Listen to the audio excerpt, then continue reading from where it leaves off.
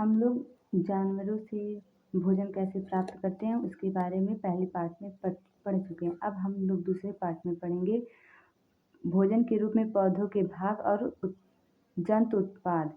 अब हम लोग पढ़ेंगे कि पौधों से कैसे अपना भोजन प्राप्त करते हैं। पौधे हमारे जीवन का एक मुख्य स्रोत है। हम पौधे के कौन से भाग का उपयोग खाद्य पदार्थ के रूप में करते हैं। हम पत्तियों वाली अनेक सब्जियां खाते हैं। कुछ पौधे के फलों को भोजन के रूप में खाते हैं। कभी हम जड़, कभी तना तो कभी पुष्प भी भोजन के रूप में हम खाते हैं। कभी अपने सीताफल, काशी फल के फूलों को चावल की पिट्ठी में डुबोकर व तल कर पकौड़ी बनाकर खाया है। इसका प्रयत्न कीजिए। कुछ पौधों के 2 या 2 से अधिक भाग खाने योग्य होते हैं। उदाहरण के लिए सरसों के बीज से हम तेल प्राप्त करते हैं एवं उनकी पत्तियों का उपयोग साग बनाने के लिए किया जाता है। क्या आप केले के पौधे के विभिन्न भागों के बारे में सोच सकते हैं जिन्हें हम भोजन के रूप में लेते हैं? क्या आप किसी अन्य पौधे के बारे में सोच सकते हैं जिनके 2 या 2 से अधिक भाग खाए जा सकते हैं? खाने योग्य देखिए, सरसों का ये पेड़ है। इसमें इसका जो हम लोग पत्ता है इसको हम खाते हैं साग के रूप में, और इसका ये जो बीज है, बीज को हम तेल बना करके तेल के रूप में, तो हम सरसों को 2 तरह से खा सकते हैं। एक उसके तेल से सब्जी बना करके और दूसरा उसके पत्तियों से साग बना करके।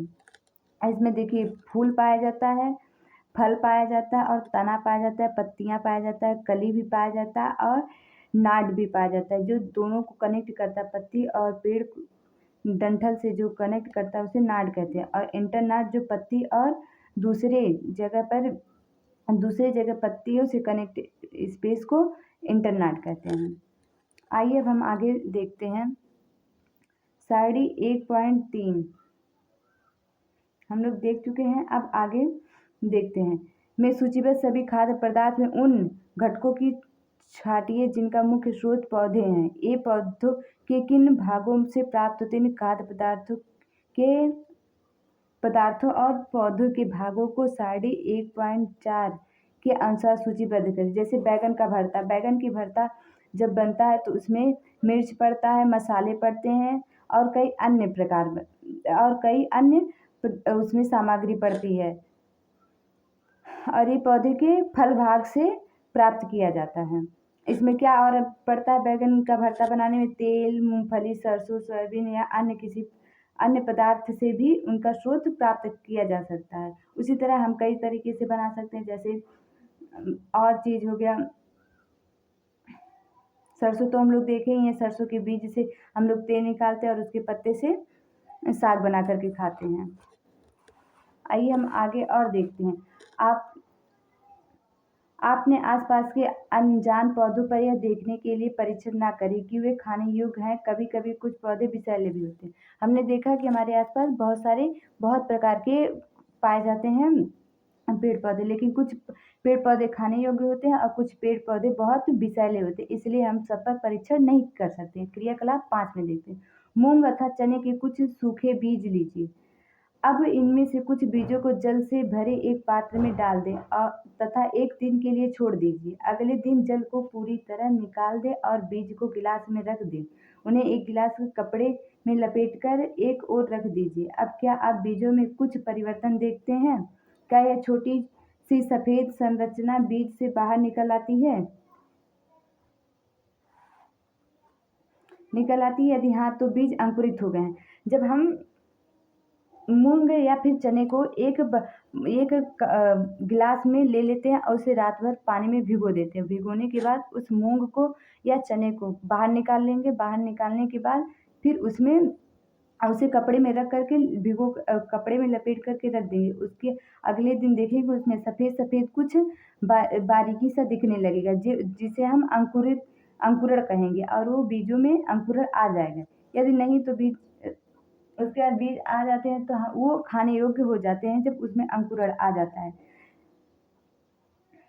देखिए चित्र 1.5 में और दिया गया और 1.6 में भी दिया गया। इसमें चने का अंकुरण दिखाया गया और इसमें मूंग का अंकुरण दिखाया गया। यदि नहीं तो बीजों को पानी में धोएं, पानी निकाल दें और गीले कपड़े से ढककर अगले दिन के लिए उन्हें छोड़ दें। क्या उस दिन आपको बीज से बाहर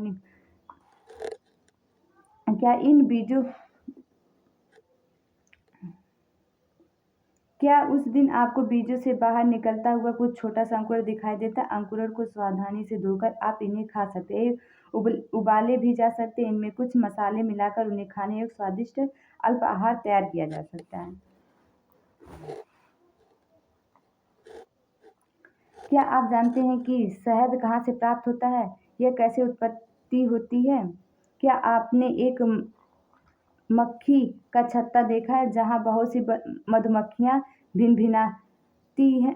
करती हैं? मधुमक्खियाँ फूल में मकरंद मीठा रस एकत्रित करती हैं और उन्हें इससे अपने छत्ते में भंडारित करती हैं। फूल और उनका मकरंद वर्ष के केवल कुछ समय में ही उपलब्ध होते हैं, अतः मधुमक्खी इस मकरंद का भंडारण कर लेती है ताकि पूरे वर्ष इसका उपयोग किया जा सके। हम ऐसे छत्तों में मधुमक्खियों द्वारा भंडारित भोजन का शहद के रूप में उपयोग करते।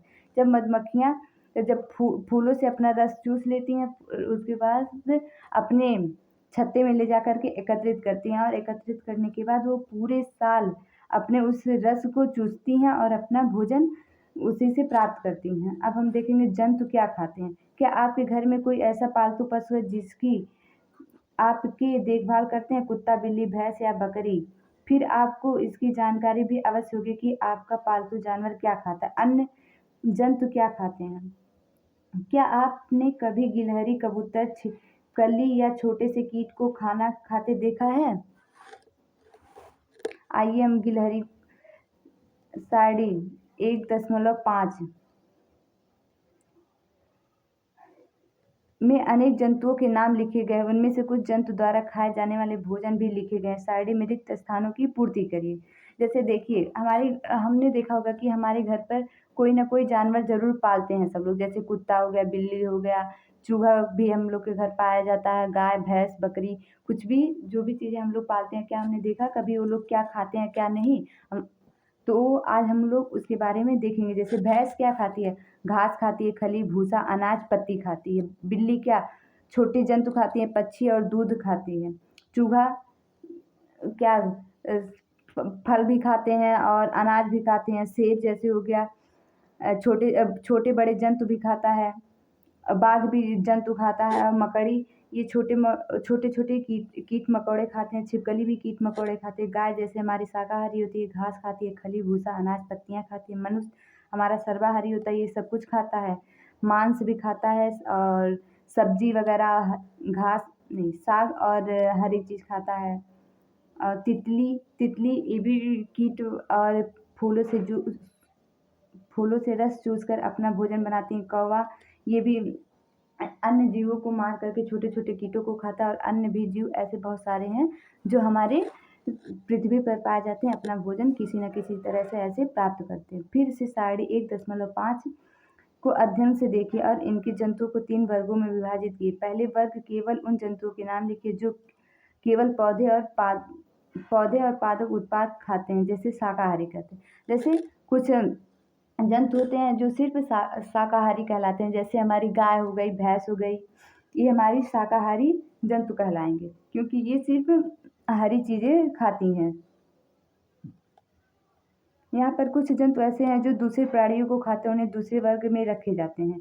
इन प्राणियों को हम मांसाहारी कहते हैं। ऐसे बहुत सारे जंतु हैं जो मांसाहारी होते हैं। जैसे मनुष्य हो गया, चूहा हो गया, शेर हो गया, बाघ हो गया, छिपकली हो गया, कौवा हो गया, ये सब हमारे मांसाहारी में आते हैं। क्या आप कुछ ऐसे जंतु को देखा है जिनका भोजन पौधे और जंतु दोनों ही होते हैं, जिन्हें तीसरे वर्ग में रखा जाता है, जिन्हें सर्वाहारी कहते हैं? जैसे मनुष्य हमारा साग भी खाता है और जंतु भी खाता है, दोनों खाते हैं हमारे मनुष्य। इस वजह से मनुष्य को हम सर्वाहारी में रखा गया। अब आप इन 1.6 के अनुसार 3 अलग अलग वर्गों में विभाजित करिए। जैसे गाय हमारा शाकाहारी हो गया, शेर हमारा मांसाहारी हो गया, कौवा हमारा सर्वाहारी हो गया। उसी तरह भैंस भी हमारा शाकाहारी हो जाएगा, चीता हमारा मांसाहारी हो जाएगा, मनुष्य हमारा सर्वाहारी हो जाएगा। पहली जानना चाहती है कि 1.6 को भरते समय मनुष्य को आप किस वर्ग में रखें? मनुष्य को हम सर्वाहारी में रखे हैं। हम जानते हैं कि हमें बहुत से लोग ऐसे जिन्हें पर्याप्त भोजन नहीं मिलता, हमें ऐसे उपाय खोजने की आवश्यकता है जिनके द्वारा देश में अधिक खाद्य पदार्थ उत्पाद किया जा सके। यही पर्याप्त नहीं होगा, बल्कि हमें ऐसे भी उपाय खोजने चाहिए जिसमें यह सुनिश्चित हो कि यह भोजन हमें से प्रत्येक को आसानी से उपलब्ध हो सके। घटक खाद्य, मकरंद, अंकुरित बीज, शाकाहारी, मांसाहारी और सर्वाहारी, इन सब के बारे में आज हम लोग NCERT चैप्टर फर्स्ट में हम लोग पढ़े हैं।